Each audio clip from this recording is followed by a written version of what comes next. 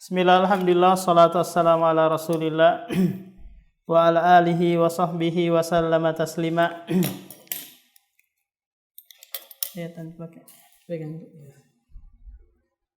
Alhamdulillah, segala puji bagi Allah subhanahu wa ta'ala yang pada kesempatan yang berbahagia ini kita kembali membahas suatu kitab yang dikarang oleh ulama kita, yaitu kitab Al-Qawaidu fi Usulul Fiqh wa Qawaidul Fiqhiyah atau Al-Mandumatu fi Qawaidi Al-Fiqhiyah, yang dimana karangan ini, kitab ini ditulis oleh Syekh Al-Utsaimin. Beliau adalah ulama al-mu'assirin, ulama yang hidup di zaman kita ini, yang diwafatkan pada tahun 2001 Masehi. Nama asli beliau adalah Muhammad bin Saleh bin Sulaiman bin Abdurrahman bin Utsman Al-Wahbi At-Tamimi. Jadi nama Utsaimin itu adalah salah satu dari nama kakek beliau. Namanya Utsman. Hanya saja ini ditasgirkan, jadinya Utsaimin. Dumma awaluhu wa kusira qabla akhirih. Dhamma awalnya jadinya Utsaimin, asalnya adalah Utsman. Jadi ikut wazan fu'ailun. Nah, beliau dilahirkan pada tahun 1340 Hijriah di Unaizah, salah satu kota yang ada di Qasim sana di Arab Saudi. Nah, guru Syekh Utsaimin ini adalah Syekh Abdurrahman Ibnu Nasir As-Sa'di, pengarang Taisiru Karimur Rahman. Ini guru yang pertama beliau. Kemudian guru yang kedua adalah Syekh bin Baz rahimahumullah. Adapun karangan-karangan Syekh Utsaimin banyak sekali, yang kebanyakannya adalah translate dari ceramah.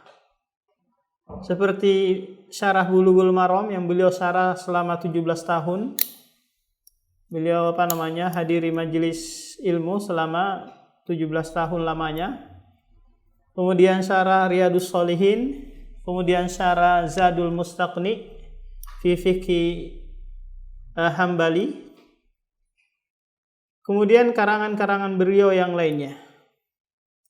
Nah, di antara karangan beliau adalah apa yang kita sedang bahas saat ini, yaitu Manduma Qawaidu Al-Fiqhiyah, yaitu syair-syair yang berkaitan dengan Qawaidul Fiqhiyah dan Qawaidu Al-Usuliyah. Nah, jumlah baitnya ini ada 103 bait. Beliau belum sempat menyelesaikan, keburu dipanggil oleh Allah Subhanahu wa taala atau diwafatkan oleh Allah, sehingga di akhir baitnya itu tidak ada penutupnya. Kenapa? Karena di penjelasan beliau, karena Syekh Utsaimin memiliki syarah tentang syair ini juga,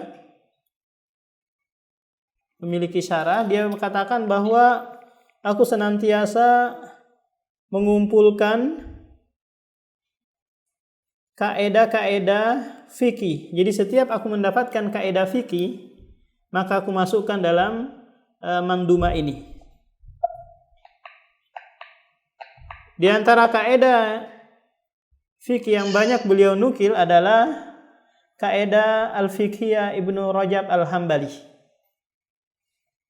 Kemudian kaedah yang ditulis juga oleh guru beliau Ibnu Nasir As-Sa'di dan yang lainnya.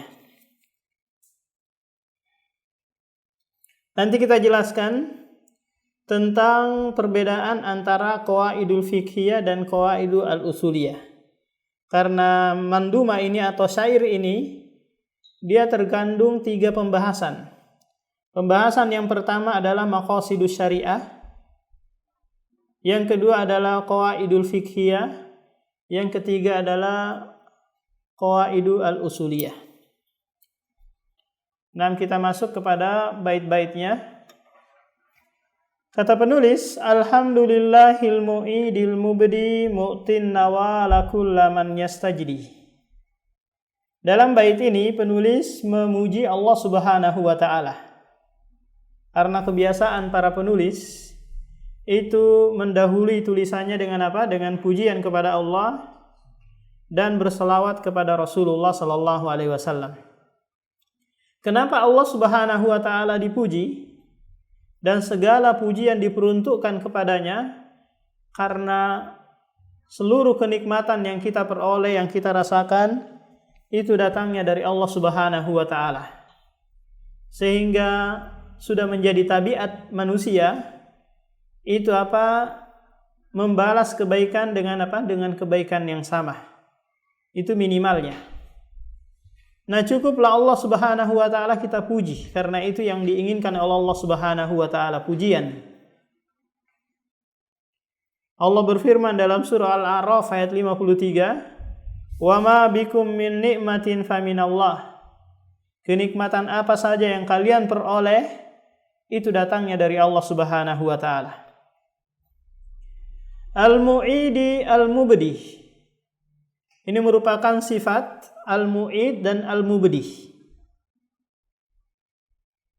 Yaitu yang maha memulai dan maha mengembalikan. Kita yang menciptakannya adalah Allah, yang mengembalikannya pun adalah Allah Subhanahu wa taala kepada penciptaan semula.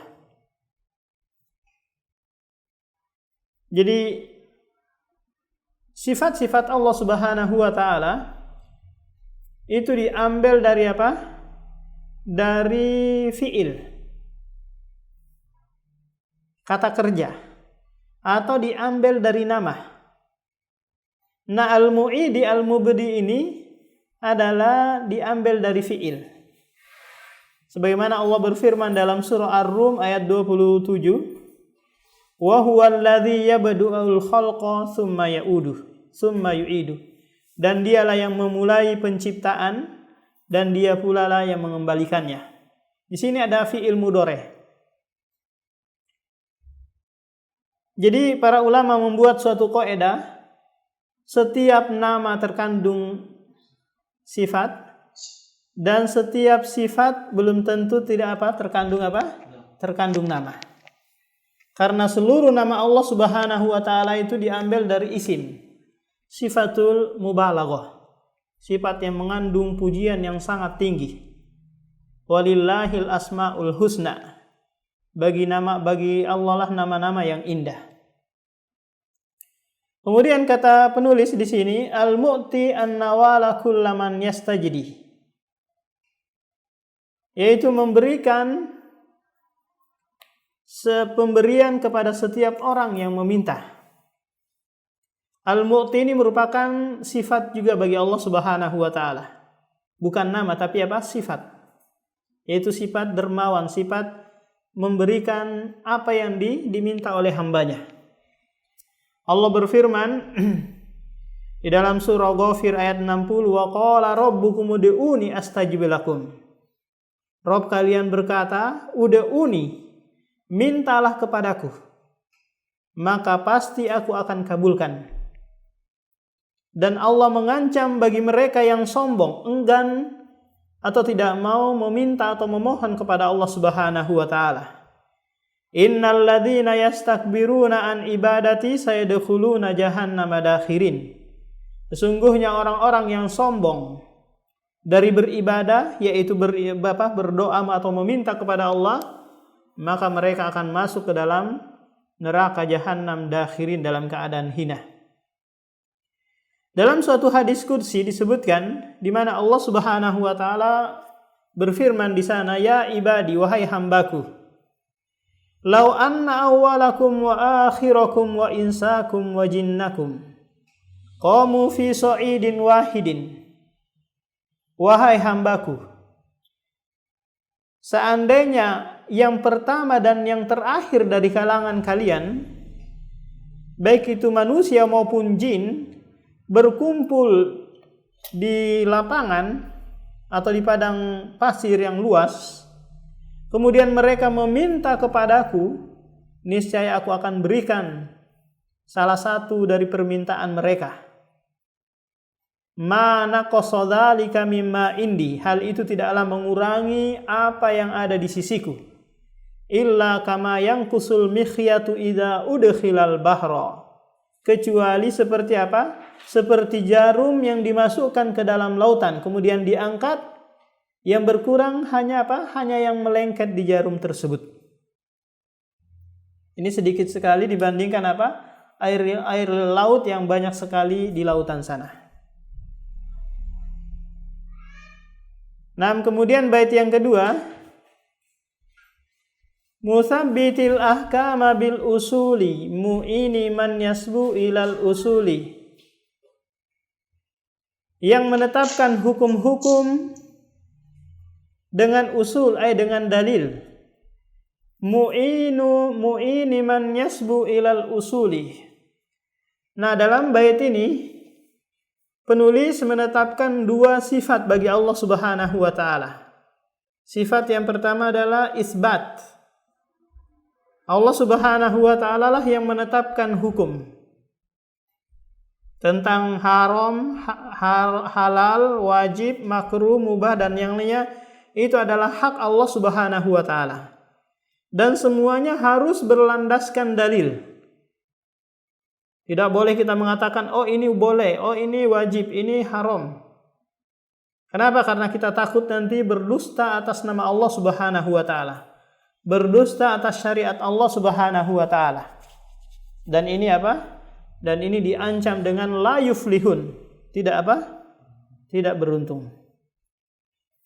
Allah Subhanahu wa taala berfirman di dalam surah An-Nahl ayat 116, "Wala taqulu lima tasifu alsinatukumul kadhiba, hadza halalun wa hadza haram.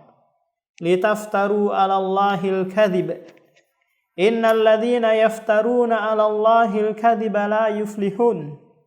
Dan janganlah kalian mengatakan terhadap apa yang disebut-sebut oleh lisanmu secara dusta, ini halal dan ini haram, untuk mengada-ngadakan kebohongan terhadap Allah. Sesungguhnya orang-orang yang mengada-adakan kebohongan terhadap Allah itu la yuflihum, tidak beruntung, tidak berbahagia di dunia maupun di akhirat. Nah, ayat ini mengancam bagi mereka yang berdusta atas nama Allah Subhanahu wa taala, membawa-bawa syariat Allah yang Allah tidak syariatkan. Bukankah ahkam, hukum-hukum, wajib, haram dan yang lainnya itu adalah syariat yang itu adalah hak Allah Subhanahu wa taala. Mu'inu, kata penulis, mu'ini man yasbu ilal usul, dan dia menolong bagi mereka yang condong ingin sampai kepada kebenaran. Ini merupakan pertolongan Allah Subhanahu wa taala bagi setiap hamba-hambanya yang ingin mencari kebenaran, ingin sampai kepada derajat ilmu tertentu. Maka Allah akan memberikan hidayatu at-taufiq, ketetapan, kemudian nanti datang hidayatul bayan wal irsyad daripada ad-duat. Allah Subhanahu wa taala berfirman di akhir surah Al-Ankabut, "Walladzina jahadu fina lanahdiyannahum subulana wa innallaha lama'al muhsinin." Dan orang-orang yang berjihad bersungguh-sungguh menuju kami, menuju keridhaan kami, maka lanahdiyannahum, di sini ada lamul ibtida yang menekankan atau mentaukidkan bahwa Allah akan memberikan pertolongan dengan cara apa? Dengan cara memberikan hidayatut taufik kepada mereka dengan menunjukkan jalan-jalan menuju Allah Subhanahu wa taala. Kemudian Ibnul Qayyim rahimahumullah mentaklik, memberikan catatan kaki atau komentar terhadap ayat ini. Kata beliau, man kasurul ijtihaduhu kasura hidayatuhu. Barang siapa yang banyak kesungguhannya, maka banyak pula lah hidayah. Oleh karena itu Allah Subhanahu wa taala mengajarkan kita doa yang paling mulia, paling agung di dalam surah Al-Fatihah. Yaitu apa? Ihdinas siratal mustaqim. Berikanlah kami petunjuk kepada jalan yang lurus. Kemudian dalil yang lain adalah iyyaka na'budu wa iyyaka nasta'in. Coba lihat susunan ayat ini. Iyyaka na'budu wa iyyaka nasta'in. Hanya kepadamu kami beribadah dan hanya kepadamu kami meminta tolong. Mantuk dari ayat ini menunjukkan kepada kita bahwa setiap orang yang mau beribadah pasti akan mendapatkan pertolongan. Setiap mereka yang mau menempuh jalan menuju Rabb-nya pasti akan mendapatkan pertolongan. Kenapa? Karena ayat ini dengan waw yang dia tufidul jam', memberikan penggabungan. Siapa yang mau beribadah pasti akan ditolong. Karena Allah Subhanahu wa taala waliyul mu'minin, penolongnya orang-orang yang beriman.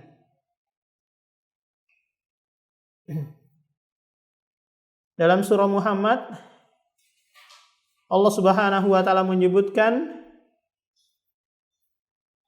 in tansurullaha yansurkum. Jika kalian menolong agama Allah, menjalankan atau beribadah dengan agama Allah, niscaya Allah akan memberikan pertolongan kepada kalian.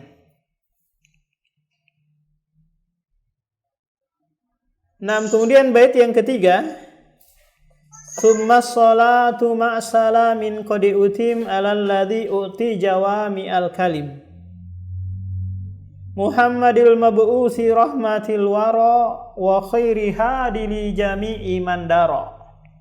Nah, dua bait ini menyebutkan tentang salawat dan salam untuk Rasulullah sallallahu alaihi wasallam. Hanya saja para ulama berselisih tentang kewajiban salawat ini. Apakah dia di setiap kita mendengar nama Nabi disebut, ataukah hanya cukup satu kali tatkala kita hadir di majelis ilmu tersebut, ataukah hanya kewajibannya itu pada tahiyatu sholawat dalam tahiyatu ketika kita sholat itu, at-tahiyatu, ada sholawat di situ. Nah, para ulama berselisih mengenai hal ini. Ada yang mengatakan mereka setiap kali disebut Nabi Muhammad maka kewajiban kita bersolawat, karena datang hadis mengenai hal itu, yaitu apa? Barang siapa yang disebut namaku kemudian tidak bersolawat, maka dia dikategorikan seperti apa? Orang yang bakhil. Nah, kemudian firman Allah dalam surah Al-Ahzab menyebutkan innallaha wa malaikatahu yusholluna 'alan nabi. Ya ayyuhalladzina amanu shollu alaihi wa sallimu taslima. Sesungguhnya Allah dan malaikatnya. Di sini menyebutkan tentang fi'il mudhari. Yusolluna, yang memberikan faedah al-isbat, memberikan faedah senantiasa berselawat. Wahai orang-orang yang beriman, shollu, berselawatlah kalian atasnya. Nah, ini juga dalil yang dijadikan dalil sebagai apa? Sebagai wajibnya berselawat ketika mendengarkan naba Nabi Muhammad SAW. Adapun pendapat Ibnu Taimiyah yang menyebutkan bahwa kewajiban berselawat itu hanya pada tasyahud akhir. Allahumma sholli ala Muhammad kama shollaita ala Ibrahim, atau yang dikenal dengan apa? Salawat Ibrahimiyah. Nah ini.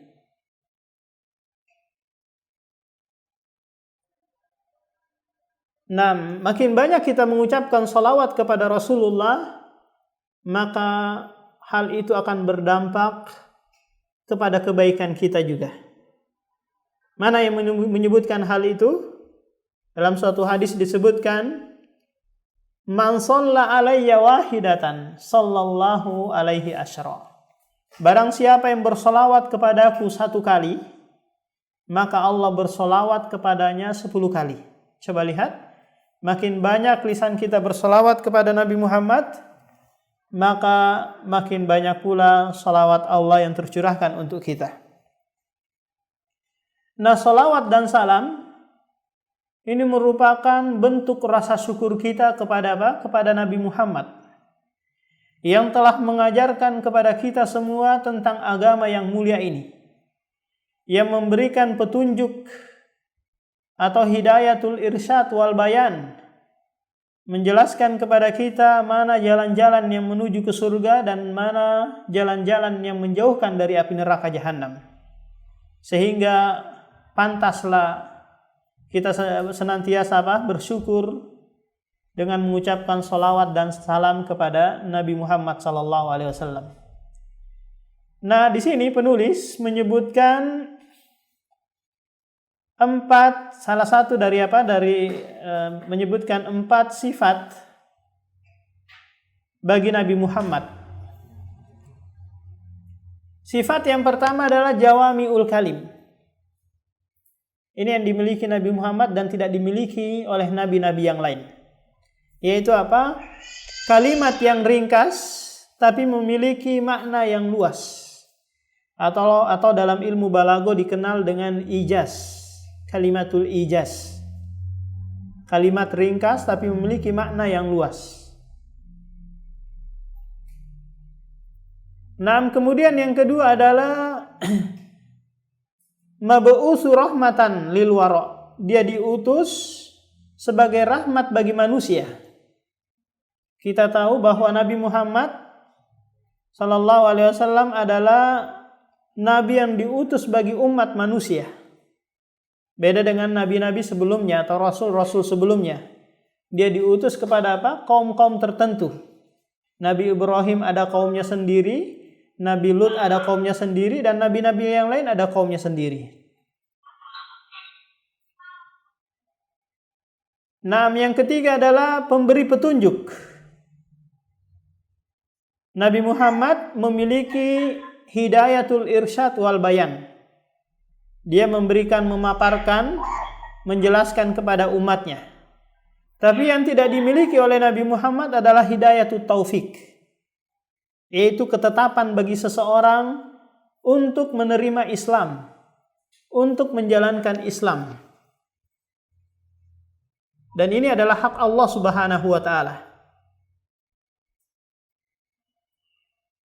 Tatkala pamannya Abu Thalib yang di semasa hidupnya membantu dan menolong dakwah Rasulullah, tatkala beliau mendekati wafatnya, Nabi Muhammad SAW datang. Kemudian menyebutkan, ya ammi qul la ilaha illallah kalimatan uhaju laka biha indallah. Wahai pamanku, ucapkan la ilaha illallah. Tapi pamannya qadarullah ada pembesar Quraisy juga yang membisikkan, atarghabu amillati Abdul Muthalib, apakah engkau benci agamanya Abdul Muthalib, yaitu agama kesyirikan? Maka Rasulullah mengulang lagi dengan takdir Allah, pamannya Abu Thalib mati di atas apa? Kesyirikan. Kemudian turunlah ayat, innaka la tahdi liman ahbabta. Sesungguhnya engkau tidak mampu memberikan hidayah bagi orang yang engkau cintai. Itu apa? Hidayatul taufik.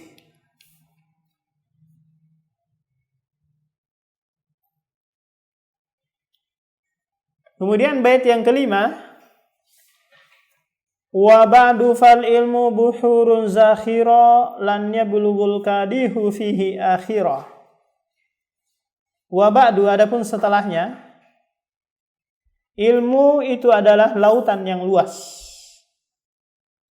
Orang yang bersungguh-sungguh dalam menuntutnya tidak akan sampai pada akhirnya. Penulis menyebutkan di sini dengan al-istighraqiyah, yang memberikan faedah umum bahwa seluruh ilmu, baik itu ilmu agama maupun ilmu dunia, dia memiliki sifat buhurun zakhirah, lautan yang luas, memiliki kedalaman. Sehingga Sehingga membutuhkan kesungguhan untuk menguasai ilmu tersebut. Terlebih lagi ilmu Ilmu agama. Akan tetapi seseorang yang bersungguh-sungguh sekalipun untuk meraih atau menghasilkan ilmu, maka Allah tetap memberikan kepadanya ilmu yang sedikit. Wa ma utitum minal ilmi illa qalila. Tidaklah kalian diberikan ilmu kecuali Kecuali sedikit. Ini yang bersungguh-sungguh. Bagaimana lagi dengan orang yang tidak bersungguh-sungguh, yang hanya meluangkan waktunya 1 jam atau setengah jam dari kesibukannya terhadap dunia.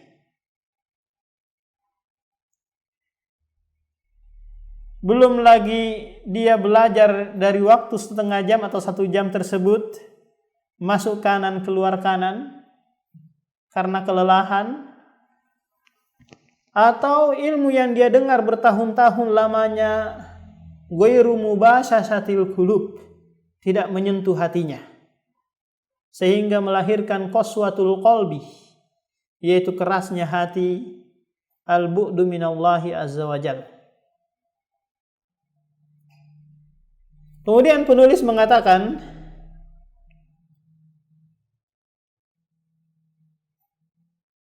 lakin fi usulihi tashila linailihi fahris tajid sabila. Wahai penuntut ilmu, antum sudah ketahui bahwa ilmu itu luas pembahasannya. Akan tetapi jangan berputus asa. Ada cara untuk memudahkan memperoleh ilmu, yaitu dengan mempelajari usul, mempelajari dasar-dasar. Pasti kalian akan sampai. Man darasal usul wasolal ilal usul. Barang siapa yang mempelajari ilmu usul, maka dia akan sampai kepada tujuan. Man doyya al usul harumal usul. Barang siapa yang menyia-nyiakan mempelajari ilmu usul, maka dia akan tidak akan sampai. Jadi setiap cabang-cabang ilmu dalam syariat itu memiliki usul-usul. Alhamdulillah di pondok pesantren kita ini semua kurikulum yang ada itu tadarrujan, ada usulnya, baik itu usul fikih, usul hadis, usul tafsir, mantik, balaghah, kemudian akidah, fikih dan yang lainnya. Itu setiap santri belajar dari usul. Karena kita ketahui bahwasanya rumah harus yang diperkuat terutama adalah pondasinya. Allah berfirman dalam surah Al-Baqarah ayat 127, wa idh yarfa'u Ibrahimul qawa'ida minal bait wa Ismailu rabbana taqabbal minnah. Tatkala Ibrahim selesai membangun pondasi Ka'bah bersama Ismail alaihi salam, maka dia mengucapkan Rabbana taqabbal minna, wahai Rabb kami, terimalah apa yang kami lakukan ini.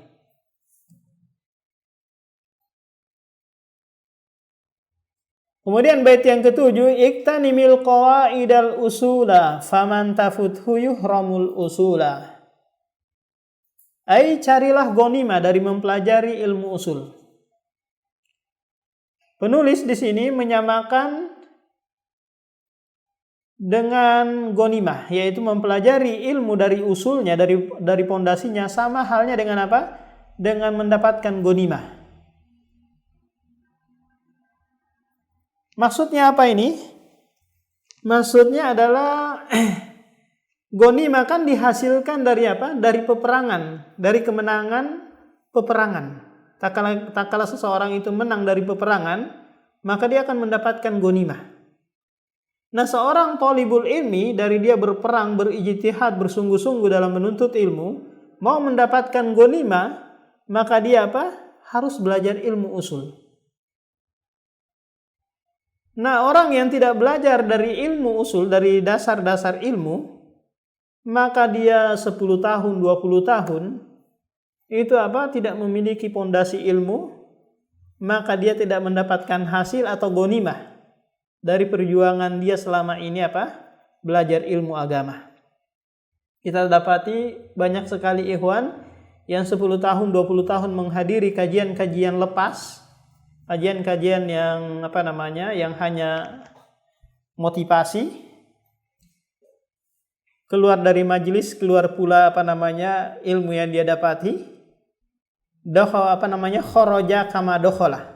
Sebagaimana ulama sering mengibaratkan kharaja kama dakhala. Dia keluar sebagaimana dia masuknya. La asaro fi ilmihi, tidak ada asarnya.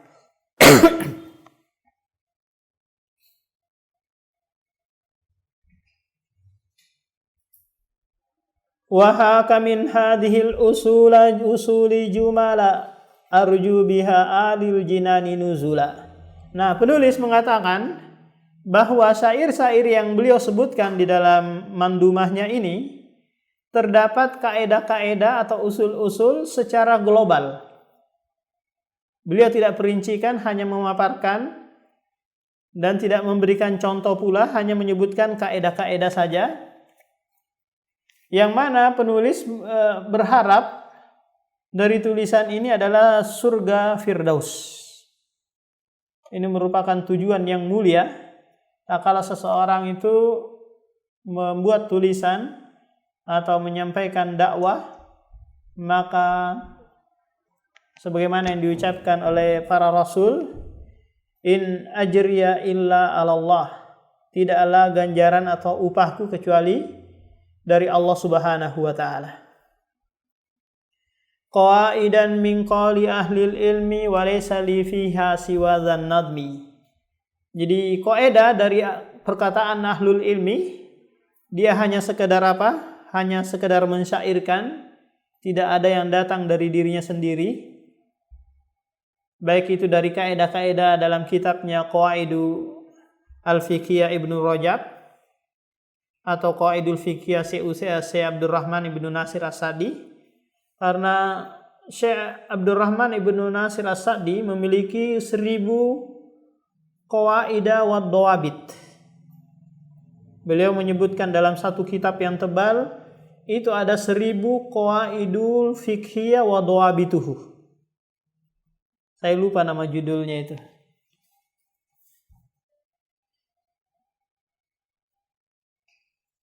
Nah, sekarang kita akan menyebutkan tentang apa itu qawaidul fiqhiyah dan apa itu qawaidul al-usuliyah.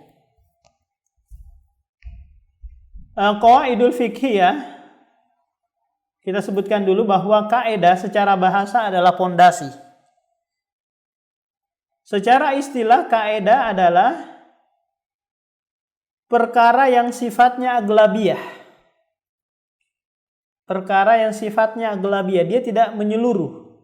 Kenapa? Karena nanti permasalahan-permasalahan mustasnayat banyak sekali.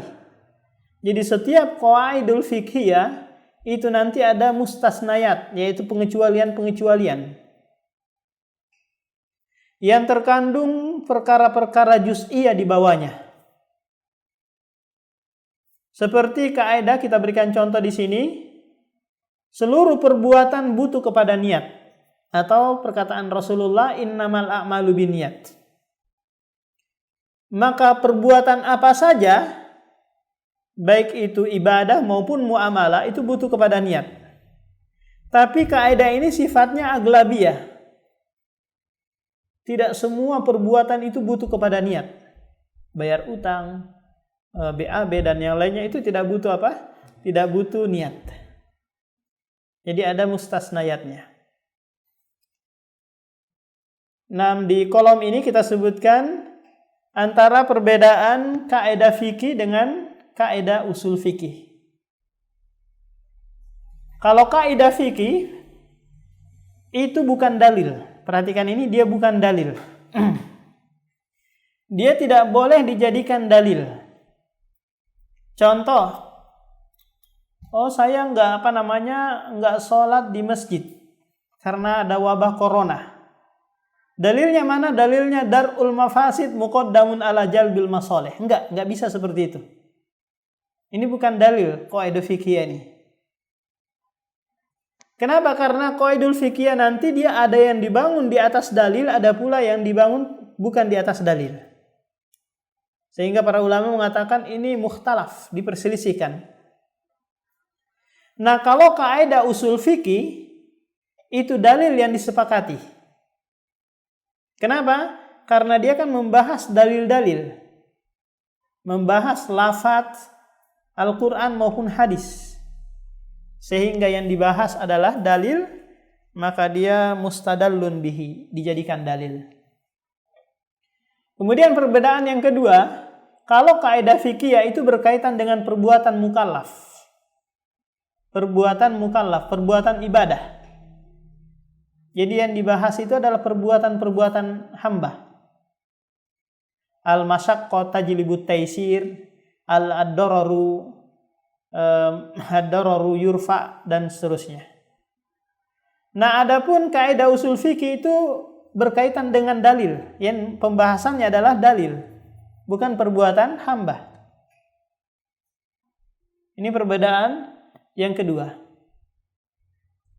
Perbedaan yang ketiga, sumber pengambilannya hanya dalil.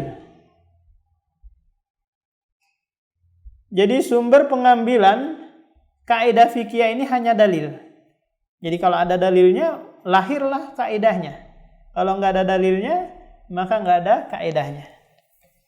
Nah, kalau kaidah usul fikih, sumber pengambilannya itu dalil, bahasa Arab, dan akal. Ada 3.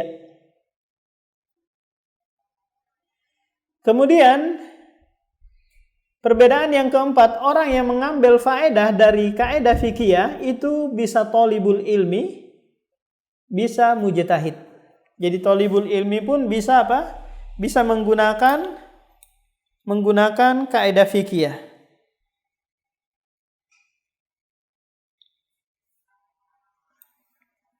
Nah,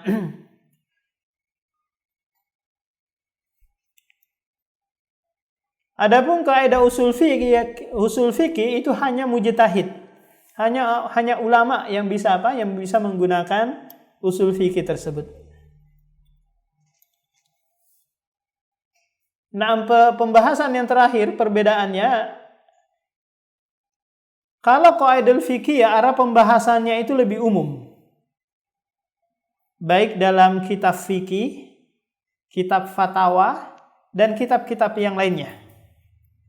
Nah, kalau usul fikih itu hanya pada kitab fikih saja. Nah, ini 5 perbedaan antara apa? Antara qaidul fikih dan usulul fikih. Insyaallah dalam pertemuan berikutnya kita masuk dalam pembahasan maqasidus syariah, yaitu maksud pensyariatan agama ini. Kemudian kaidah fikih dan qaidu al-usuliyah. Nah, barangkali ada yang mau ditanyakan teman-teman, silakan.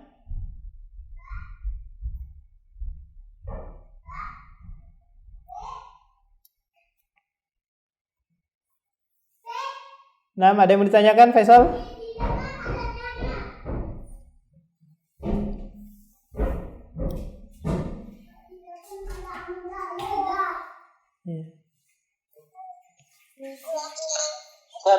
Ya. Kayak Nah, silakan. Kalau yang kuliah biasanya dipakainya di mana sih, Ustaz? Apa? Kalau apa? Dalam fatwa atau ini, Ustaz? Kaidah usul fikih. Ulama berfatwa atau dalam kitab fikihnya gitu, Ustaz? Jadi tadi kalau sekiranya kaidah fikih mau dijadikan dalil, maka harus istimatnya itu landasannya itu dari dalil. Contoh seperti saya katakan, oh ini akhi perbuatan ini butuh kepada niat. Karena dalilnya adalah qaidul fiqhiyah innamal a'malu binniyat atau al-umuru bimaqasidiha. Oh ini boleh. Kenapa? Karena ini ada istimatnya, ada landasannya dalil. Beda kalau sekiranya tidak ada landasan dalil, maka nanti tidak boleh dijadikan sebagai apa? Sebagai dalil. Kemudian seperti contoh dar'ul mafasid muqaddamun ala jalbil masalih. Nanti akan kita sebutkan tentang kaidah tersebut. Nah, kaidah seperti ini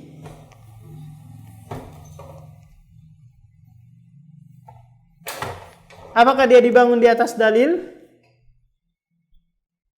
ataukah tidak dibangun di atas dalil?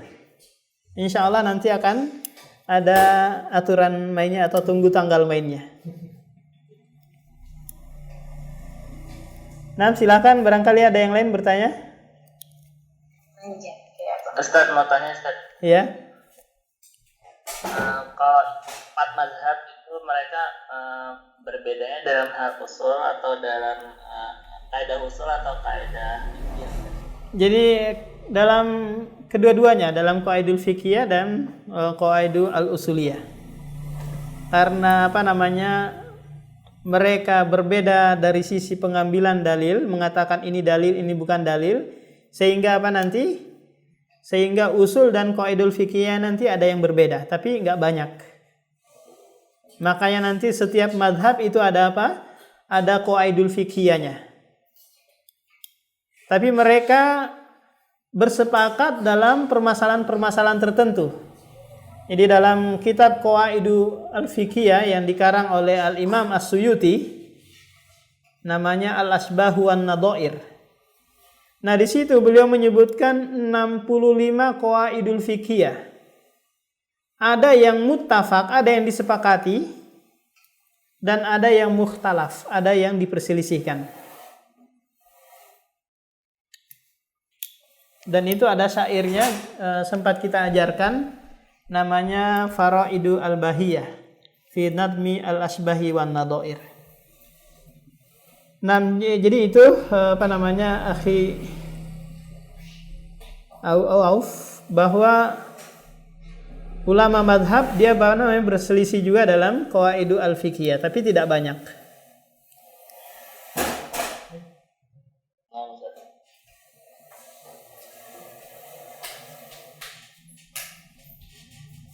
Oh, Ustaz, berarti kaidah usul ini berarti lebih ke kaifa istinbab gitu ya, Ustaz ya? Ya, kalau bagaimana cara pengambilan dalil? Jadi kalau usul fikih dia proses kan? Sementara kalau qawaidul fikih adalah hasil. Adalah hasil. Sudah jadi. Kalau usul fikih proses.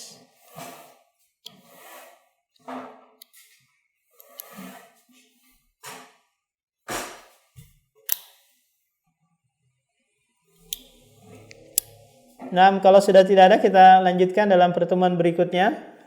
Subhanakallah bihamdik, syadallah ila anta astaghfiruka wa atubu ilaik.